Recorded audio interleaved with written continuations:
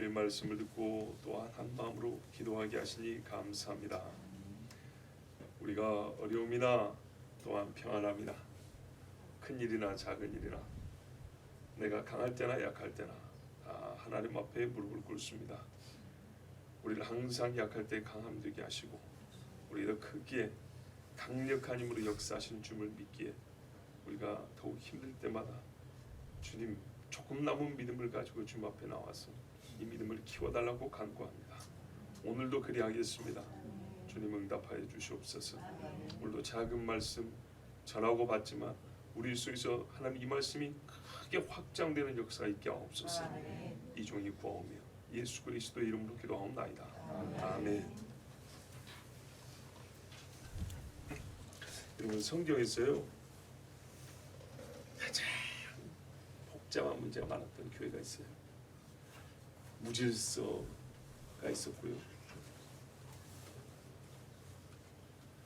사도 하나님의 종이었던 어떤 사도의 그 큰 근심거리였던 교회가 있어요. 그런데 성경을 읽어보면 역설적으로 가장 많은 계시를 선물로 받은 교회가 있어요. 제일 다양한 진리의 가르침을 받은 교회가 있어요. 어느 교회일까요? 또요? 갈라디아, 또 고린도, 또 집사님? 아까 말씀하셨죠? 고린도라고요? 예, 역시 이 집안이 오늘은 맞추셨습니다. 고린도 교회입니다. 가장 많은 변화가 일어난 교회입니다. 그러니까 초대교회 그 예루살렘 교회를 빼고 교회가 세워진 다음에 어떤 국면에 처했다가 더 나은 방향으로 큰 변화가 일어났던 교회가 고린도 교회입니다. 그 말은 약했으나 강해졌다는 말이 되겠죠.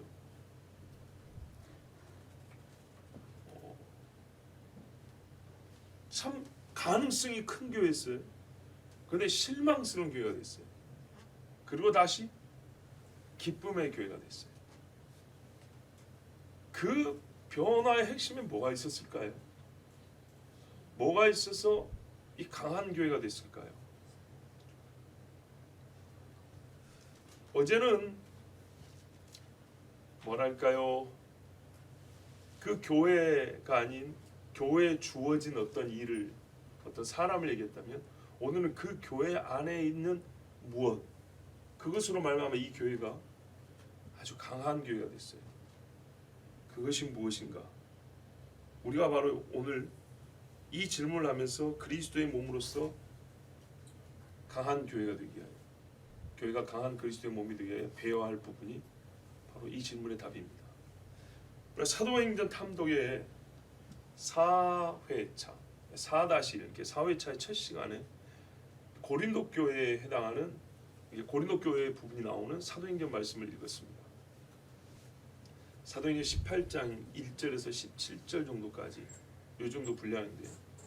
그때 읽었던 말씀을 꼭 떠올려 보시면 고린도는 로마식, 헬라식, 동방식이 섞여 있는 그런 다양한 문화가 섞여 있는, 언어가 섞여 있는 그런 지역이라 있습니다. 실제로 사람들도 그랬고요.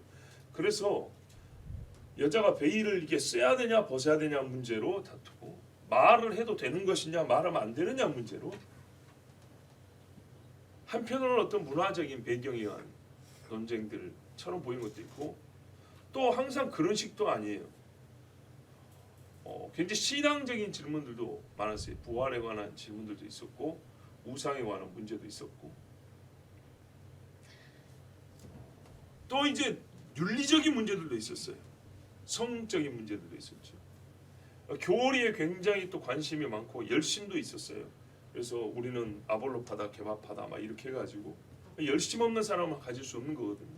하여튼 말하자면 신앙적으로, 종교적으로, 사회 문화적으로, 계층적으로, 그리고 로마에서 쫓겨온 사람들이 많았기 때문에 이렇게 좀 심적으로 위로가 필요하거나 또는 좀 동요하기 쉬운 이런 사람들이 모였어요. 그리고 생각보다 이 읽다 보면 알지만 다른 처음 세워진 교회들에 비해서 규모도 큰 편이에요. 발생한 일들, 그리고 그 일들을 대하는 사람들, 이런 여러 가지 일들을 종합해 보면 교회가 다른 교회들보다는 좀 크다라는 것도 알 수가 있어요. 자, 그리고 또 그렇게 된 게 회당장 또는 회당 옆에 유력한 자들이 교인이 되었고 자기 집을 내주었고, 이런 배경에서 세워진 교회이기 때문에 한마디로 좋은 쪽으로 말하자면 발전 가능성이 굉장히 큰 교회고요.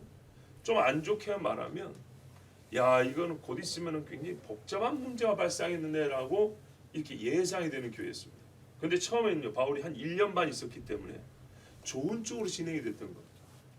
이 많은 사람들이 열심히 배우고 서로 통합되고 뜻을 모으고, 그러지 않으면 1년이라는 시간은 긴 시간, 1년 반은 긴 시간이거든요. 안 맞는 사람한테 1년 반은 긴 시간인데, 바울과 디모데와 디도 같은 이런 지도자들이 있어가지고 처음에는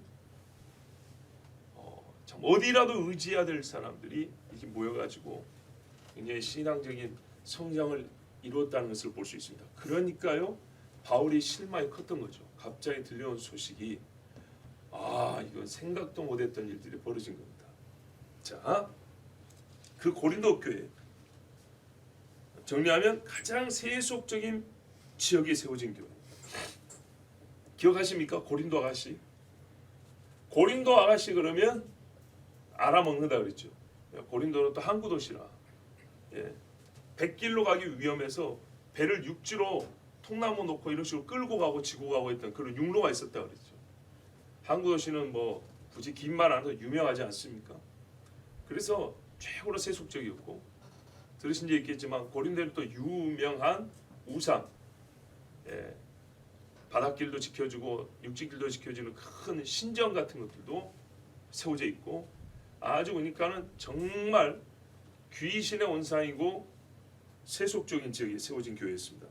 그러니까 여기서 붕이 일어나면 크게 일어날 수도 있고, 반대로 교회가 세속화되려면 빨리 세속화될 수도 있는 그런 환경이 있다는 거죠. 다양한 인종, 언어도 다양하고, 자, 그래서요, 서로 수용하고 섞이고, 그래서 하나 되기 쉽지만 역시 분열되기도 좋은, 자, 이런 배경의 교회가 세워졌습니다. 자, 이제 이렇게 해서 우리가 고린도라는 배경을 알았는데, 실제로 이제 고린도 전서를 읽어보면 많은 문제가 발생했다는 것도 알 수 있습니다. 각 장마다 문제가 하나씩 있잖아요. 그리고 그 문제에 대한 해답으로 준 게 고린도 전서라는 글이었습니다. 자, 고린도 전서를 이제 우리가 다 읽었다고 하자고요. 그리고 고린도 후서도 다 읽었다고 합시다. 한 번쯤 다 읽어보셨을 겁니다. 물론 지금 다 기억나지는 않겠지만, 제가 설교를 위해서 다시 이렇게 훑어보고 특히 고린도 후서를 이렇게 보면서 오늘 여러분에게 아까 드렸던 질문, 어째서 이렇게 좋은 배경을 갖고, 그러니까 어지럽지만 성장을 하려면, 돌아서려면, 가장 세수인 교회이기 때문에, 세수인 지역이었기 때문에 예수 믿고 돌아왔다면 급격한 변화를 본 사람들이 많았을 것이고, 그게 쭉 갔다면 크게 성장했을 교회가 왜 다시 흔들려서 세속으로 넘어가는가. 그리고 놀랍게도 거기서 다시 돌이켜서 본래 교회가 갈 길로 가는 그 큰 변화, 이거를 고린도 전서와 후서를 읽어보면 알 수가 있는데, 그 긴 이야기를 이 시간에 다 전하지는 못합니다. 그래서 여러분 아주 핵심을 딱 잡아서 여러분에게 전하려고 합니다. 그런데 여기 핵심을 잡아서 전하면 설교가 짧을 것인데, 제가 여러분에게 조금 더 긴 이야기를 드릴 것입니다. 어떤 의미냐면, 고린도에 대한 이야기가 아니라 성경을 읽고 우리가 이해함에 있어서 긴 이야기와 짧은 이야기의 그 기능에 대해서 여러분이 좀 참고로 말씀드리려 합니다. 이것이 앞으로 혹은 이전에 들었던 설교에 대한, 설교를 왜 저렇게 길게 하지 또는 이렇게 압축해서 하지 않은데 이해가 될 것이고, 우리가 성경을 읽을 때도 도움이 될 것 같아서 요거를 먼저 말씀드리고 고린도 이야기는 짧게 다시 정리를 해드리겠습니다. 우리가 긴 사연을 가지고 다 삽니다. 고린도 교회도 보면은 사연이 깁니다. 문제가 많아요.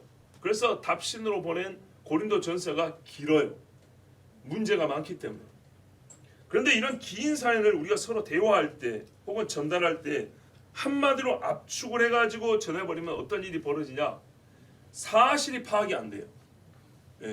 발생한 일은 이만한데 그걸 한마디로 하면 무슨 일이 있었는지 파악도 잘 안 되고 그렇게 짧게 말해버리면 말하는 사람이 이 일을 겪은 사람에게 진정한 호응을 해주는 게 아니구나라는 생각이 들어요. 섭섭해요. 그죠? 길게 정말 얘기를 했는데 전해줄 때 아니 그냥 그랬대 이렇게 해버리면 이 사람은 내 얘기를 들은 것도 아니고 내 이야기에 호응을 하는 것도 아니고 그렇죠. 섭섭함이나 불쾌함이고 사실 전달도 안 돼요. 이 지나친 단순성으로 말미암아 우리가 교훈을 얻어야 될 경우에는 교훈을 찾을 수가 없어요. 너무 짧아버리면 교훈을 찾을 수가 없어요. 이게 단순하게 전하는 압축성의 이 단점입니다. 제가 지금 단점부터 말씀드립니다. 반면에 복잡하게 이야기하는 것도 거꾸로 너무 길어버리면 역시 무슨 말인지 모릅니다. 집중도가 떨어지죠. 집중도가 떨어진다는 말은 이해가 안 된다는, 이해도도 떨어진다는 얘기가 됩니다. 그렇게 되면 어떻게 해요? 이해가 안 되니까 받아들여야 될 지식, 내용의 분량도 적어지겠죠. 그러니까요, 지나친 단순화나 복잡화는 결과적으로 전해야 될 내용이 온전히 전해지지 않는다는 단점을 갖고 있습니다. 그런데요, 역으로 한번 얘기해 볼까요? 어떤 경우는요, 단순함이나 복잡함 혹은 길게 말하는 것이 도움이 되는 것도 있습니다. 긴 이야기를 단순하게 압축을 한다면요, 이런 경우는 그 긴 이야기를 이해를 했을 때입니다. 사실을 다 알아들었을 때입니다. 이랬을 때 압축은 그 의미를 정리를 해주는 것이 됩니다. 이야기를 다 알았어요. 스토리는 다 알겠어요. 근데 스토리를 아는데 여기서 뽑아야 될 핵심을 못 뽑는 거예요. 이럴 때는 압축해서 단순하게 한마디로 딱 던져주면 전체가 갑자기 깔때기 들어온 것처럼 쑥 들어오는 것처럼 돼요. 흩어진 조각 감동을 완성된 하나의 그림으로 감사할 수 있는 계기를 말해주는 것이 정리된 한마디입니다. 전제는 뭐라고요? 이 긴 이야기를 알아들었을 때 이야기. 마찬가지로 길게 자세하게 이야기하는 것이 도움이 되는 경우는요, 세밀한 사실까지 오해 없이 전달할 수가 있어요. 그렇죠. 하나하나 얘기하면 잘못 이해를 했네, 잘못 들었네, 꺾어서 들었네, 이런 게 있기가 어렵다고. 또요, 말이 길다라는 것은 어떤 것의 증거이기도 하냐면 마음이 깊다라는 증거가 되기도 합니다. 네. 아까 그랬죠. 마음이 이렇게 호응이 안 된 것 같다 이랬는데, 마음이 지금 통한다는 것, 저 사람이 마음으로 느끼고 있다라는 것, 전달하는 사람이나 말하는 사람의 그 마음의 깊은 것까지 볼 수 있는 기회를 얻게 되기도 합니다. 자, 단순하나 복잡하, 압축이나 혹은 장황하게 말하는, 혹은 길게 말하는, 세밀하게 말하는 것의 단점과 장점을 말했습니다. 고린도서를 읽을 때는 말이죠, 특히 고린도 후서를 읽을 때 말이죠, 요 단순화와 복잡화 혹은 단순화와 압축화와 이 세밀화의 후자의 것, 장점을 생각하고 읽으시면 됩니다. 그 장점이 잘 나타나는 글입니다. 우리가 얻고자 하는 교훈은요, 압축하여 단순하게 오늘 제가 전해드릴 겁니다. 그런데 이 단순한 교훈이 주어진 분량은요, 굉장히 세밀합니다. 바울이 이런 쓸데없는 소리까지 했을까 싶을 정도로 장황합니다. 근데 그 장황한 것이 무엇을 보이냐면 바울의 마음을 보여줍니다. 그래서 제가 고린도 후서를 읽으면서 느낀 게, 하나님께서 고린도 교회에 하고 싶은 말을 바울의 입으로 대신하는가 보다, 그렇게 느낄 정도였어요. 정말 너무 세밀하고 안 해도 될, 내가 저기 가가지고 무슨 일이 있었냐면 이런 얘기까지 다 하면서 고린도 교회 직접 상관없는 이야기도 많이 합니다. 그만큼 뭐가 느껴지냐, 고린도 교회를 친근하게 여긴다는 게 느껴져요. 아주 친근하게. 그리고 고린도 교회가 고린도 전서를 읽고 보인 반응에 대해서 바울이 얼마나 기뻤는가가 고린도 교회 외적인 이야기를 하는 바울의 마음에서 충분히 또한 느껴져요. 바울이 고린도의 변화를 이렇게 기뻐하는구나. 그래서 막 다른 데는 안 해준 이야기를 막 이렇게 많이 해주는구나. 야, 그게 느껴졌어요. 그래서 바울이 고린도 후서는 고린도 전서처럼 어떤 문제를 가지고 풀어주고 매우 효율적인 글쓰기를 하는 것이 아니라 자기 속의 것을 많이 들어주는 이야기, 많이 보여주는 얘기를 하는데 그 긴 이야기, 도대체 뭔 이야기를 길게 하는 거고 이해가 우리가 고린도전서보다 잘 안 돼. 그런데 거기서 나타나는 게 뭐냐면 바울의 심정이에요. 고린도 교회에게 고린도 전서를 썼던 바울의 심정이 자칫 오해받을 수 있었어요. 이 사람은 항상 잘난 체하고 항상 선생 노릇만 하려는가? 그게 아니라 진짜 자기 말 맞다는 아버지 역할을 한다 하는데 아버지의 말하는 것처럼 고린도후서가 그렇게 읽어지는 이유는 바울이 실제로 글을 그렇게 썼기 때문에 한편 정확하게 쓰고 우리 집에야 김장독이 어떠고야 유리가 한번 깨진다 어쩌고 우리 이렇게 전화하면은 친근한 사람한테 별의별 얘기 다 하죠. 그런 것처럼 바울이 고린도후서 그렇게 써요.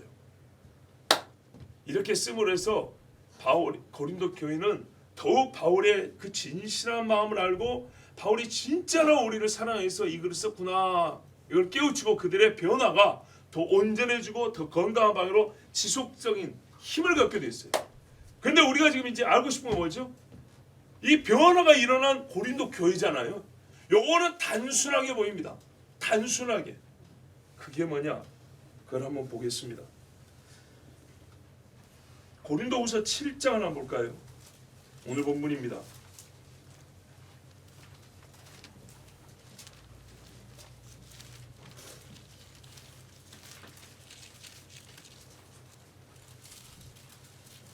(16절까지니까요) 한 절 한 절이 좀 길긴 합니다. 16절까지니까 우리 한 절씩 교도하겠습니다. 그런즉 사랑하는 자들아 이 약속을 가진 우리는 하나님을 두려워하는 가운데서 거룩함을 온전히 이루어 육과 영의 온갖 더러운 것에서 자신을 깨끗하게 하자.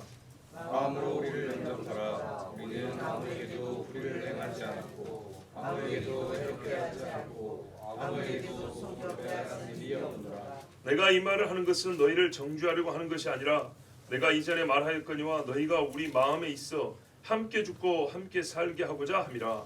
나는 너희를 위하여 담대한 것도 많고 너희를 위하여 자랑하는 것도 많으니 내가 우리의 모든 환난 가운데서도 위로가 가득하고 기쁨이 넘치는도다. 우리가 마게도냐에 이르렀을 때에도 우리 육체가 편하지 못하였고 사방으로 환난을 당하여 밖으로는 다툼이요 안으로는 두려움이었노라.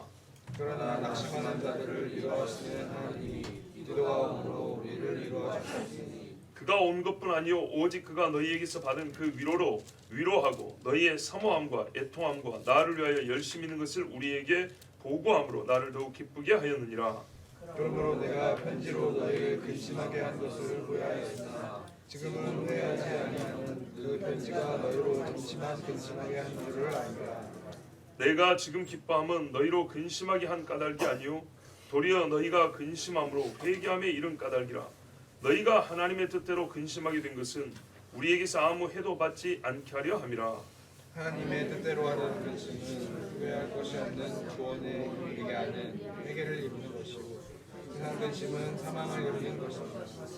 보라 하나님의 뜻대로 하게 된 이 근심이 너희로 얼마나 간절하게 하며 얼마나 변증하게 하며 얼마나 분하게 하며 얼마나 두렵게 하며 얼마나 사모하게 하며 얼마나 열심히 있게 하며 얼마나 벌하게 하였는가. 너희가 그 일에 대하여 일체 너희 자신의 깨끗함을 나타내느니라. 그런즉 내가 너희에게 쓴 것은 그 불의를 행한 자를 위한 것도 아니요 그 불의를 당한 자를 위한 것도 아니요 오직 우리를 위한 너희의 간절함이 하나님께서 너희에게 나타나게 하려 함이니라. 우리 아이들의 목소리가 앞인데도 안 들리네요. 이로 말미암아 우리가 위로를 받았고 우리가 받은 위로 위에 디도의 기쁨으로 우리가 더욱 많이 기뻐함은 그의 마음이 너희 무리로 말미암아 안심함을 얻었음이라.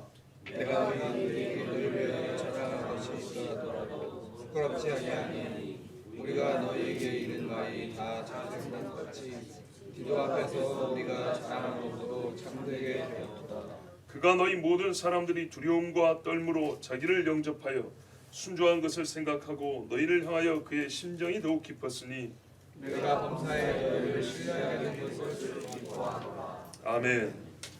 자, 고린도 교회가 어떻게 바뀌게 되었는지 본인에게 일어난 이 감정의 변화를 세밀하게 알려주고자 싶을 정도로 기쁜 교회로 바뀌게 된 계기, 여러분 그게 무엇입니까? 어떤 사건이 있었기 때문입니까? 단순하게 정리해 볼게요. 편지를 읽고요. 편지를 읽고. 물론 하나님 성령께서 내적인 감화를 주셨다는 건 당연한 것이지만 사건을 볼 때 뭔 일이 있었냐면 바울에서 한 통의 편지가 왔습니다. 그 편지를 읽고 교회가 바뀌었습니다. 놀랍지 않습니까? 편지 한 통 읽고 사람들이 바뀌었다는 거예요. 편지 한 통 읽고 죄를 버렸고요. 보니까 구원에 이르는 근심이 발생했고요. 회개를 했다는 겁니다. 근데 이 편지 한 통으로 일어난 변화가 얼마나 큰지 우리 번역 얼마나 이렇게 돼 있죠. 다른 번역이 한국말 번역이지만 정녕 너희에게 일어난 이것이 하면서 정녕 얼마나 이렇게 정녕 너희에게 무엇이 어쨌으며 정녕 이렇게 표현하는데 굉장히 강합니다. 즉 진심 어린 마음의 변화도 일어났다는 겁니다. 죄 지은 자는요 죄를 막 통고하면서 막 토해내고 회개하고요 적극적으로 버렸다는 거. 우상 숭배하는 자는요 얼마나 막 우상 갖다 부셔버리고요 우상 숭배한테 자기 가슴을 막 치는 막 이런 사람이 되었고요. 우리가 말하는 100년 전에 이 땅의 평양 대붕 운동과 같은 그런 역사가 고린도 교회에 일어났다는 얘기입니다. 편지 한 통에 천사가 와서 아니 꿈에서 천사가 나타나서 말 한마디 한 것 때문에 믿음의 사람들의 행동가 바뀌어지고 결정이 달라진 것도 많이 봅니다. 교회가 통으로 말이죠. 작은 교회도 아니고 당시 큰 교회인데 이 큰 교회가 그것도 가장 세속 사회에 세워졌던 교회가 제일 복잡한 교회가 영적으로 지금 아주 단단한 것도 아니고요. 가장 엉망진창이 된 교회가 기록상 보면 편지 한 통으로 이렇게 달라질 수 있을까요? 기적이 일어났죠. 그래서 바울도 이거 편지 써가지고 괜히 불난집에 부채질로 끝난 거 아닌가 싶을 정도였어요. 편지로 말미암아 그대로 회개로 응답을 했어요. 편지, 회개. 편지, 회개. 자, 그럼 고리가 연결됩니까? 편지를 받고 회개함에 이르러서 교회가 새롭게 되었다. 이 소식을 듣고 바울이 기뻐했다. 자, 논리적으로 다 연결이 됩니까? 뭔가 하나 부족해요. 편지를 읽고 회개라는 변화가 일어났어요. 자, 보십시오. 회개 자체도 변화입니다. 회개 자체도 변화라고요. 그렇죠? 편지를 읽고 회개라는 1차적 큰 대문이 닫혔던 대문이 열리는 변화가 일어났고 회개가 되니까 이것도 버리고 저것도 바뀌고 계속 바뀌었던 겁니다. 다양한 문제들이 해결됐던 겁니다. 그러면 편지를 읽고 회개함에 이르기까지 뭐가 필요하죠? 이스라엘 사람들이 하나님 앞에 항상 책망되는 게 뭐죠? 너희 마음의 완악함이라고 그러죠. 완악함이니까 어떻게 해요? 믿음으로 안 가요. 편지가 아닌 생목소리로 듣고도 완악하니까 믿음으로 안 가요. 근데 이 사람들은요 편지를 받고도 완악함이 아닌 어떤 마음이니까 회개로 진행됐어요. 그리고 회개가 되니까 문제가 믿음 안에서 진리와 신앙 안에서 해결이 됐어요. 그래서 강한 교회가 됐어요. 편지를 읽고 해서 회개까지. 이게 바로 교회가 표현하자면 약한 그리스도의 몸이 강한 그리스도의 몸으로 바뀌게 된 결정적 계기입니다. 그게 뭘까요? 바울 스스로가 이렇게 말합니다. 보세요. 하나님의 말씀은 여기에 써먹으라고 준 건 아니지만 우리가 원리를 깨달을 수 있어요. 그렇죠? 바울이 고린도서 12장에 뭐라 그럽니까? 내가 약할 때 그리스도께서 강하시며. 이거는 모든 사람과 모든 사안에 해당되는 말씀이에요. 이 사람들이 바울이 처음 편지를 쓸 때만 해도 왜 그렇게 많이 싸우고 왜 문제가 많이 발생했죠? 전부 다 윤리적인 죄만 있었던 건 아니에요. 개주에는요 교리적으로 신학적으로 타고나다고 느끼고 생각하는 사람들이 많이 있었어요. 그런 문제들도 많았어요. 그런데 이 편지를 읽을 때 그들은 어떻게 했냐면 스스로를 약하게 얘기했어요. 약하게. 편지가 가르쳐줬어요. 너희는 약한 자라고요. 고린도전서 처음 읽을 때 뭐라고 하는지 알아요? 4장에 보면 이렇게 나와요. 너희가 얼마나 잘났는지. 그래 너희를 가르쳤던 나나 즉 바울이나 이 사도의 무리들은 저기 죽기로 작정된 자들 중에 꼬레비와 같다 말했어요. 예전에 한번 말씀드렸죠. 이게 어떤 의미냐 봐보세요. 신자들이 순교를 해요. 순교를 하는데 일렬로 쫙 내려뜨는 거예요. 일렬로 내려뜨놓고 앞에서는 목을 따끔따끔 잘라서 죽이는 거예요. 그럼 여러분 누가 제일 괴롭겠어요? 맨 뒤에 있는 사람이죠. 다 봐야 돼요. 공포를 계속 느껴야 돼요. 그래봤자 몇 분 차이고 몇십 분 차인데 얼마나 이게 끔찍한 걸 당하면 돼. 바울이 그 말이에요. 너희가 우리를 어떤 신선을 만들었냐면 너희 잘난 고린도 사람들아, 세상에 바울로 말미암아 세워진 교회 아닙니까? 그런데 나나 디도나 이런 믿음의 디모데 같은 사람들 어떻게 만드냐면 매를 두드려 맞고 욕을 얻어먹고 고문을 당하고 죽임을 당한 사람들 일렬로 내렸더라는데 우리를 맨 뒤에 세워놓고 너희는 왕이라고 앉아있는 사람들이다 이랬어요. 아시겠죠? 그래서 압축성이 주는 의미를 아까 장점으로 생각해 보세요.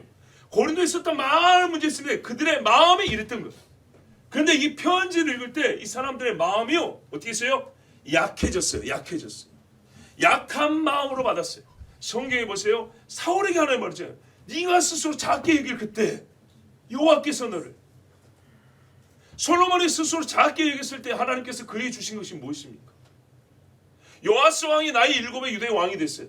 아무것도 할 수 없었어요. 스스로 작게 여기서 대제사장 여호야다를 의지했어요. 그때 나라가 얼마나 부황했습니까? 우시아가 스스로 작게 여겼으나 나중에 강하게 되니까 헛짓거리다가 문둥병 걸렸잖아요. 성경 말씀이 이거였어요. 고린도는요, 자기가 자신을 보면 가장 사이즈는 크고 뭡니까는 다양한 어떤 발전 가능성이 있지만 자기 자신을 약하게 여겼어야 될 교회였어요. 언제라도 붕괴될 수 있는 세속적 기반이 단단한 데 세워진 교회란 말이에요. 세속적 기반이 단단한 데 비해서 영적 기반이 불과 1년 반 땅을 뚫고 사도가 떠났단 말이에요. 할 수 없이 어쩔 수 없이 떠났어요. 그랬는데 스스로 거기서 강자 역할을 한다고 생각하고 강자 노릇을 했어요. 사도 머리 위에 있다고 생각하고 그렇게 까불었어요. 그러니까 누구 판이 이렇게 난리가 났던 거예요. 그러니까 어떻게 해요? 바른 하나님의 가르침이 속에 들어올 겨를이 있나요? 서로 재고 싸우는 게 난리죠. 우리 동네에서는 이랬다. 우리 언어에서는 이런다. 우리 개념으로 이렇고 우리 배경에서는 이렇고 별의별 것들이 다 나왔어요. 우리 동네에서 이거 죄가 아닌데요. 하나님의 말씀이 중심에 서 있지 않고 흔들려서 뽑혀서 나가버렸어요. 이거를 바로 잡는데 시간이 얼마나 갑니까? 우리가 상식적으로 생각해 보세요. 사도가 다시 들어가서 아니면 목회자들이 다시 들어가서 이거를 다시 뽑아내고 밭을 갈고 새씨를 뿌리고 열매를 거둔다. 이게 얼마나 어려운 일입니까? 그런데요, 놀랍게도 다른 교회에서는 거의 볼 수 없는 일이 벌어졌는데 편지 한 통에 그 모든 일이 다 됐다 이 말입니다. 되려면 편지 한 통으로도 되는 거였어요. 문제는 뭐였어요? 기록은 안 됐지만은 이 전체를 볼 때 이것은요, 이 편지 한 통으로 회개라는 열매로 모든 문제가 정말 해결됐는데 그 과정에 이 사람들이 받았다는 겁니다. 마음을 열고 하나님의 말씀을 받았다는 겁니다. 그것을 표현할 때 바울 자신도 했던 말을 그대로 우리가 성경에서 이 사람들의 행위에 대해서 그를 차용을 해서 쓴다면 스스로 약하게 얘기했다는 얘기입니다. 하나님께서 은혜를 주실 때 이 편지를 받는 고린도 교회가 자기 자신이 얼마나 약한 존재인지를 깨달았습니다. 강한 자가 아니었고 강한 자 노릇했지만 약한 자였다. 우리가 심히 약한 자라는 것을 깨달을 때 저절로 회개가 나왔고요. 무릎이 꿇어졌고요. 잘난 척하던 것들이 쏙쏙 들어갔어요. 근데 성경 전체가 이 교훈을 말해줍니다. 항상 우리 보기에 이 사람 강한 자인데, 우리 보기에 이 사람 잘난 자인데, 그런데 그들 스스로 하나님 앞에 작은 자라고 말한단 말이에요. 그랬을 때 하나님이 너 괜히 말만 그런다 이래 안 하고 그게 진심했을 때 어떻게 해요? 어마어마한 능력과 복을 주시는 우리가 봅니다. 그래서 편지 한 통을 읽고 이 자기를 작게 여기서 엄청난 변화를 일으킨 교회. 그래서 제가요, 편지 한 통으로 교회를 변화시킨 사람이 사도구나, 바울이구나, 와 바울 대단하다 이렇게 박수가 나온 게 아니라 고린도 후서를 읽으면서 박수가 나오면 편지 한 통을 읽고 교회가 이렇게 바뀌었어요. 야, 당신도 훌륭하다 이렇게 박수가 나왔어요. 근데 그 훌륭함이 뭐라고요? 스스로 작게 여깁니다. 스스로 작게 여깁니다. 성경 전체가 항상 우리에게 믿음의 사람들에게 요구하는 덕목, 스스로 작게 여기랍니다. 이걸 더 줄이면 뭐죠? 겸손. 그런데 여러분, 때로 아까 말씀드렸죠? 겸손이라는 이 두 글자를 좀 장황하게 풀었어요. 스스로 작게 여김이라는 7글자로 만들어 놓으니까 더 우리 안에 주시는 은혜가 풍성해지죠. 그래요. 스스로 작게 여기십시오. 우리 교회가 하나님 앞에 스스로 작게 여길 때 우리는요, 하나님이 원하시는 회개에 이르게 되고요, 진리의 교훈을 깨닫는 데 이르게 됩니다. 하나님의 맡겨주신 일을 행할 역량과 능력도 더 크게 받을 수 있습니다. 스스로 작게 여기는 자에게, 자기 힘으로 해보겠다고 선악과 따먹고, 우리가 해보겠다고 법궤를 우리에게 맡기라 했던 사람들, 이 사람들은 스스로 강하게 여긴 사람들은 다 망하였습니다. 그러나 스스로 작게 여긴 사람들은 하나님이 다 강하게 해주셨고 크게 해주셨습니다. 다윗도 보십시오. 사울이 눈앞에 와 있어도 그는 나는 저에게 손을 댈 수 없는 자라고 자기를 작게 여겼습니다. 나와 저 사람 사이에 하나님이 있다고 생각했어요. 하나님이 다 보셨어요. 그래서 어떻게 됐냐? 이 교회가 무슨 복을 받았냐? 여러분 시간을 내서 한번 읽어보시면 참 좋겠어요. 고린도 전서에도 다양한 교리와 계시의 가르침이 있습니다. 고린도 후서에도 있습니다. 중복되는 것도 있습니다. 그런데 어떻게 이 질감이 다르냐면요, 앞에 고린도 전서는요 다양한 교리를 가르쳐주되 책망하기 위하여 가르칩니다. 바로잡아주기 위해서 가르칩니다. 그런데 뒤에는요 더 깊은 것을 가르쳐주고요, 더 앞으로 나가게 더 높고 더 깊고 더 넓은 것들을 가르치면서 동일한 주제가 나옵니다. 다 아는 사람이 쓰는 것. 그러니까는요 같은 주제라도요 A라는 지식을 가르치지만 모르는 사람에게 가르쳐주는 A, 다 알고 있는 사람에게 그 다음을 가르쳐주는 A는 다르죠. 고린도전서 후서는 그렇게 달라요. 다 깨우치고 잘한 사람에게 다시 한번 교훈해 주는 글, 그게 후서입니다. 잘못 알고 있는 것, 부족한 것을 보충하여 책망과 훈계하여 주시는 진리가 고린도 전서의 어떤 전체적인 성격이라면, 고린도 후서는 신자로서 일치된 신앙의 본질을 다시 한번 확인합니다. 더 나아가 바울에게 배우는 자가 아니라 이제는 동역자를 대하는 것처럼 동역자의끼리 서로 대화하는, 예수님이 이스라엘 선생들한테 배우는 자가 아니라 학습자가 아니라 같이 주머니 받거니 한다 그랬죠. 그 정도 레벨에서 고린도 교회를 대하는 교훈들이 고린도 후서에 기록이 되어 있습니다. 그래서 앞에까지는요 내가 말하잖아요, 내가 어린아이를 대함과 같이 너희에게 말할 수밖에 없다, 이런 말이 고린도 전서에 나왔다면, 뒤에는요 동역자로서 고난과 수고를 함께하는 자들이 너희 간에 이렇게 바뀝니다. 교회에 대한 기쁨과 감격이 넘쳐 흐르죠. 그래서요 은혜 위에 은혜가 더 있다고, 우리가 하나님이 더 많은 은혜를 주신다 그러죠. 그 고린도 교회는 은사론의 문제가 있어서 은사를 가르쳤다면, 고린도 후서에는요 더 많은 은사를 하나님이 주시기 위해서 가르치는 그런 말씀입니다. 실제로 고린도 전서와 후서를 보세요. 분량이 어느 교회보다 많습니다. 어떤 서신서보다 분량이 3배, 4배, 5배 많습니다. 그 말은 무슨 말이죠? 전서를 볼 것 같으면 그만큼 많이 가르칠 필요가 있는 교회였다는 것이고요, 후서를 볼 것 같으면 그만큼 많이 주고 싶은 교회가 됐다는 얘기입니다. 주고 싶은 교회. 그래도 고린도 후서도 13장인가 이렇게 깁니다.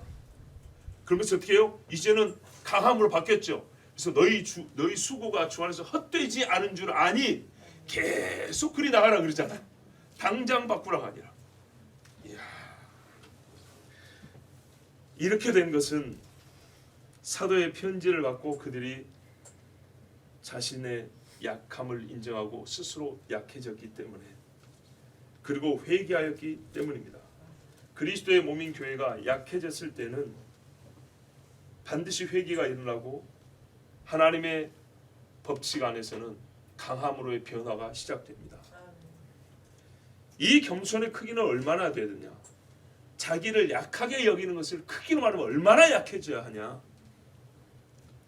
죄의 최악의 무질서. 그렇지 않습니까? 교회 여기서 기도하고 있으면 저기는 방언하고 저기는 통변한다고 막 난리가 아니었습니다. 또 최저 수준의 경건, 작은 엄만 일을 통과하는 이 루벤 같은 이런 일, 그러고도 괜찮다고 말하는 최악의 믿음이라 할지라도 자기 낮춤의 크기가 어느 정도냐, 이런 최악, 최저, 최빈곤, 최약의 믿음이라 할지라도 편지 한 통으로 회개에 이를 정도로, 그 정도로 자기를 낮춰야 합니다. 자기를 약하게 여기는 정도의 크기를 아시겠죠? 최악이에요. 모든 것이 최악 최약인데도 불구하고 편지 한 통으로도 최강으로 바뀔 정도로 자기를 정말 아주 작은 자로 여겨야 합니다. 제 말을 이해하셨을 것으로 봅니다. 그런 거 있잖아요. 몸이 최고로 약해졌을 때는요, 보신이 될 만한 게 요만큼만 들어와도 효과가 나타나죠. 그렇죠. 그 말이에요. 근데 여기서는 보신이 되는 약으로 바울의 편지를 받는 것이 아니라 그거를 받을 줄 알았다 이 말입니다. 이게 보신이라는 걸 알고 먹을 줄 알았다 이 말입니다. 그렇게 자기 자신이 약하다는 걸 인정합니다. 요거 하나를 먹고도 나는 좋아질 몸이다. 그렇게 내가 지금 약한 상태라는 것을 인정한 교회. 그래서 이 교회는 편지를 옛날에 여호야김 왕처럼 찢어버리는, 예레미야 편지를 찢어버리는 이런 자가 아니라 편지를 고이 간직하고 그 편지를 읽고 그 자리에서 전부 다 무릎을 꿇었습니다. 그 대단한 사람들이 다 무릎을 꿇었습니다. 자기 허물을 인정하고 죄를 회개하며 진리에 복종하는 이 큰 역사는 스스로를 작게 여기는 약함에서부터 시작되었습니다. 겸손히 클수록 회개가 크고요, 자기를 약하게 여길수록 그리스도의 몸으로서 우리는 강해집니다. 강한 그리스도의 몸, 길위의 소리교회. 오늘부터 더욱 우리는 하나님 작습니다. 나는 하나님 앞에 너무나 보잘것없는 믿음을 가진 자입니다. 이렇게 시인하고 고백하십시오. 하나님께서 우리를 강한 몸과 강한 지체로 이끄실 줄로 믿습니다. 우리 이 시간의 말씀을 생각하면서 주여 한 몸으로 기도하겠습니다. 주여!